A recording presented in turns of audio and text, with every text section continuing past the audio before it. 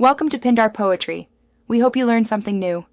You have what you need: a device already joined to the network and either account access or physical router access.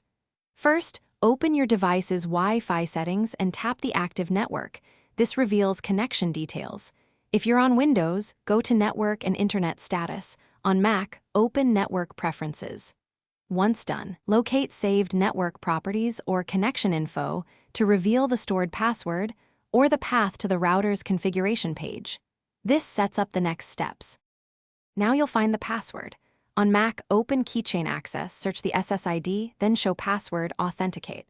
On Windows, run netwlan show profile SSID key equals clear and command prompt to display the key. If that fails, sign into the router UI via its IP, usually 192, 168, 0, 1 or 192, 168, 1, then view wireless settings. If you lack credentials, consider a router reset only when you can reconfigure the network after. Finish by storing the recovered password securely and reconnecting devices. Update the router's wireless settings if you changed anything, and then reboot both the router and your device to apply changes. This resolves most connection glitches. Make sure to save new credentials in a password manager so you don't repeat the process.